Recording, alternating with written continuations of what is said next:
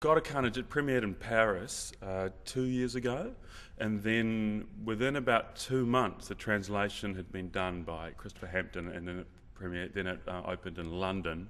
It was huge. I think it won the Olivier that year for Best Play, and then within 6 months it was in New York. The story is two couples meet to negotiate a kind of peace settlement because one of their kids has hit the other kid in a park. An insult is also a kind of assault. Of course it is. Well, that depends, Michelle. Yes, it depends. Ferdinand has never shown any signs of violence. Now, he wouldn't have done that without a reason. Well, he got called a snitch.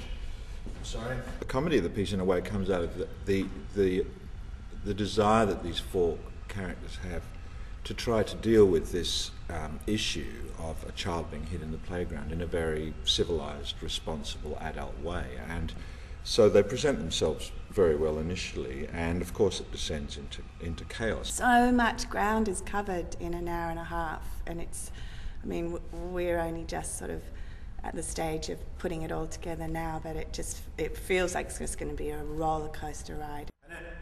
Right now, I'm risking my most important client, so this responsible parent routine. Our son has lost 2 teeth, 2 incisors. Yes, I think we all One got of them that. for good. Well, he'll have new ones. We'll give him new ones, better ones. Not as if he burst an eardrum. Now, it's a really common thing for two groups, a couple of pairs of parents, to have very little in common, accept their children and the social intercourse through that, often just at school or whatever, and this is a different situation.